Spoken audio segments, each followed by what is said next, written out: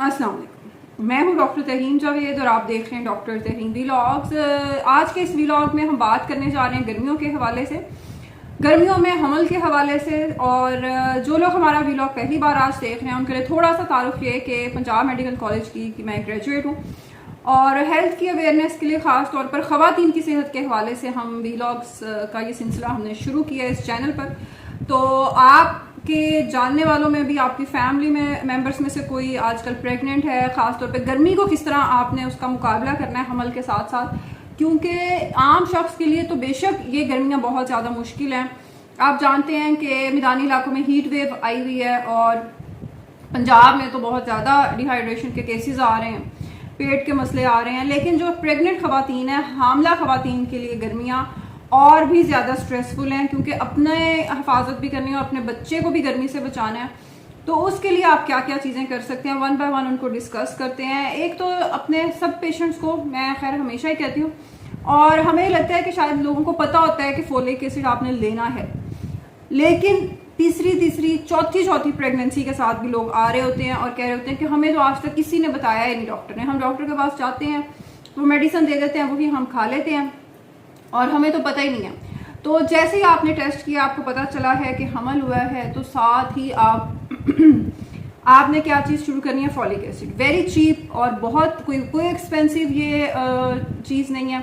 आपको डब्बी मिल जानी है फॉलिक एसिड की, आपके 3 महीने उसने चलना है आराम से। एक गोली आपने खानी है, कोई मैदे पे बोझ नहीं, बहुत कोई फैंसी, कोई बहुत ज़्यादा महंगी टाइप की लेने की ज़रूरत नहीं है ब्रांड। आप सादा फॉलिक एसिड के नाम से ये गोली परचेज कर सकते हैं।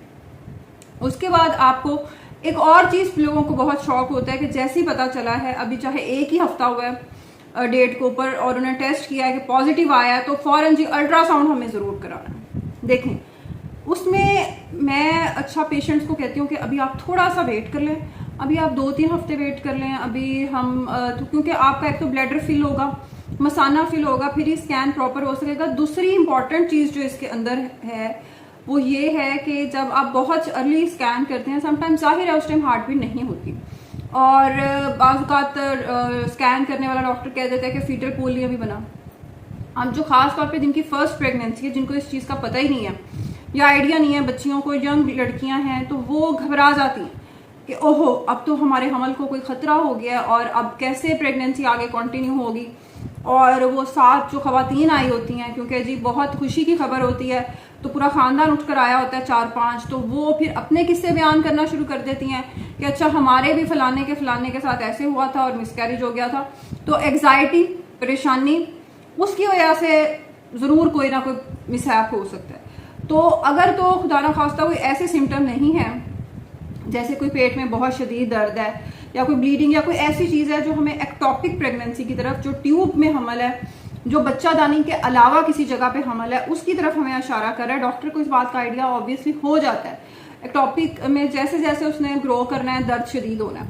उसके अलावा 6 से 8 हफ्ते से पहले स्कैन करवाने की कोई एमरजेंसी नहीं है। आइडियली 5-6 हफ्ते भी आप आराम से अपना अल्ट्रासाउंड करवाएं, कोई जल्दी नहीं है। और उस टाइम तक इंशाल्लाह हार्ट बीट भी आ जाती होती है और सारे आप बिल्कुल सेटिस्फाइड भी होते हैं। फिर अच्छा, एक कॉमन सवाल अक्सर आजकल किया जाता है कि डुफेस्टिन और लोप्रिन क्या हम यूज़ कर सकते हैं, क्योंकि हमारे पिछले हमल में भी डॉक्टर ने हमें दी थी, या हमारी फलाने रिश्तेदार को ये मसला हो गया था, उसको डॉक्टर ने ये गोली दी थी, तो हम भी खा लें क्या। डुफेस्टिन और लोप्रिन दी कब जाती है प्रेगनेंसी में? बेसिकली लोप्रिन का काम तो खून पतला करना है, ये दी तब जाती हैं जब हमल को कोई खतरा होता है, हमल ज़ाया होने का खतरा होता है। लेकिन ज़ाया होने का खतरा अगर तो आपके पास, डुफेस्टिन हम तब देते हैं जब आपकी हार्ट बीट, आपको अक्सर डॉक्टर बताते हैं कि अच्छा जब भी आप स्कैन करवाते हैं कि अच्छा हार्ट बीट आना शुरू हो गई है, हार्ट बीट ठीक है, समटाइम्स उसके बाद मिसकैरेज होता है। अगर ऐसी कंडीशन में आपके मिसकैरेज होते रहे, आपका हमल इस तरह की सूरत हाल में ज़ाया होता रहा है कि आपकी हार्ट बीट आ जाती होती थी, उसके बाद मिसकैरेज होता था, then we will go for Duphaston. और अगर ऐसी कंडीशन थी कि आपका शुरू में ही और हार्ट बीट का भी नहीं पता था और अभी कोई इस तरह की चीज़ नहीं थी, फिर हम लोप्रिन की तरफ जाएंगे। तो इसमें हिस्ट्री बहुत इंपॉर्टेंट है। इसमें ये डॉक्टर ने डिसाइड करना है कि आपकी क्या कंडीशन रही है, हमल आपका कितने हफ्ते पे ज़ाया होता रहा, और आपको कितनी डोज देनी है, तो ये आप खुद से काइंडली मत लें, क्योंकि खून अगर आपको ज़रूरत ही नहीं है खून को पतला करने की और आप ले जा रहे हैं मेडिसिन, तो उसके भी नुकसान आते हैं, उसके भी काफ़ी सारे कॉम्प्लिकेशंस हो सकती हैं। तो इस चीज़ को माइंड में रख कर आपने मेडिसिन लेनी है डॉक्टर के मशवरे के बाद। अच्छा, एक और चीज़ गर्मियों में क्या मसला होता है, गर्मियों में एक बड़ा कॉमन मसला जी ब्लड लो हो जाता है। ब्लड अब लो क्यों होता है? पहले हमल के जो 3 महीने हैं खास तौर पे, उनमें लोगों को वॉमिटिंग हो रही है, उनको दिल नहीं कर रहा कुछ खाने का, और घर में जो आम तौर पर जाहिर है गर्मी में हर बंदे के लिए स्पेशल बनाना मुश्किल है, तो उसमें हमने एक रिसेंटली व्लॉग किया है कि सुपर जो ब्रेकफास्ट न्यूट्रिशन वाले प्रेग्नेंट खवातीन के लिए, वो ज़रूर आप देखें कि वो आप कौन कौन सी चीज़ें ले सकती हैं। दही है, दलिया है, बहुत सारी ऐसी चीज़ें हैं।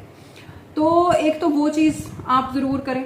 दूसरा, ब्लड लो होने के लिए ख़ास तौर पर अगर आपने थोड़ा गर्मी में काम करना है या आप कोई वर्किंग वुमेन है, आपने बाहर काम करना है, थोड़ा हीट का आपका एक्सपोजर आम खवातीन से ज़्यादा है, जिस तरह गर्मियों में खवातीन को किचन में भी करना है और बाकी सारी चीज़ भी देखनी है, तो आप साथ ORS ज़रूर पिएं।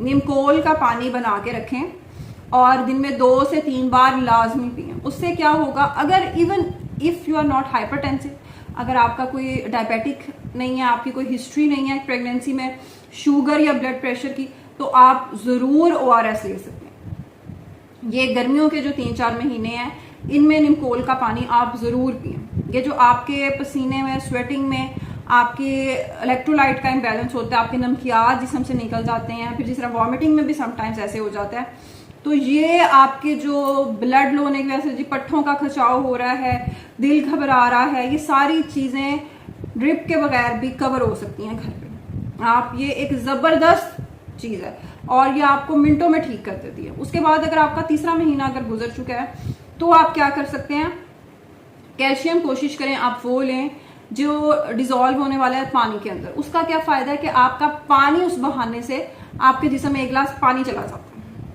मैं हमेशा वैसे भी, और उसकी मेडिकल रीज़न भी है खैर कि स्टोन्स से बचाता है, लेकिन आपकी डिहाइड्रेशन को भी ठीक कर देता है। एक और ज़बरदस्त चीज़ जो आप गर्मियों में कर सकते हैं, हमने इस पर व्लॉग भी किया था तरबूज पे, तरबूज और ये बाकी जो जितने भी फ्रूट हैं, खास तौर पे तरबूज, ये आपकी डिहाइड्रेशन को इतने ज़बरदस्त तरीके से ठीक करता है। आपका जो मैंने पहले भी कहा था कि अगर आप सुबह के टाइम लेते हैं तो आपकी डिहाइड्रेशन, आपका दिल खराब होना, मतली, ये सब चीज़ें तरबूज ठीक कर देता है। तरबूज भी लें, जो बाकी भी फ्रेश फ्रूट इस सीज़न के आ रहे हैं वो लें। आपके या आपका ब्लड लो होना, आपकी वीकनेस, आपकी हर चीज़, और आम आयरन भी है, उस चीज़ को भी कवर करता है, तो ये चीज़ भी आप ज़रूर करें। एक और चीज़ जो लोग समझते हैं कि ये तो हमल का एक लाजमी जुज़्व है, क्योंकि उनकी माओं को ऐसे हुआ था और उनकी सासों को और उनकी खाला को और उनकी किसी ना किसी को, तो वो समझते हैं कि शायद ये एक नॉर्मल चीज़ है क्रेविंग होना। क्रेविंग किसी खाने वाली चीज़ की हो तो और बात है, किसी हेल्दी चीज़ की, कोई आप खीरा ले सकते हैं, आप बहुत सारी चीज़ें आप ले सकते हैं, जैसे तरबूज की बात की। लेकिन अगर सीमेंट की, कच्चे चावलों की, मिट्टी की, कागज़ की, इन चीज़ों की आपको क्रेविंग हो रही है और आप बड़ा खुश हो रहे हैं कि वाओ ये हमल की निशानी है, तो नहीं, ऐसा कुछ भी नहीं है। ये खून की कमी की निशानी है, ये वीकनेस की निशानी है। तो डॉक्टर से आप ज़रूर कंसल्ट करें, अपना टेस्ट करवाएं HB का, अपनी बाकी प्रॉपर टेस्टिंग करवाएं और उस चीज़ को मेडिसिन के ज़रिए ठीक करें। क्योंकि ये जो आप चीज़ें खा रहे हैं, ये जो सीमेंट आप खा रहे हैं, जिस तरह या कच्चे चावल या कोई भी ऐसी चीज़ खा रहे हैं, तो वो बच्चे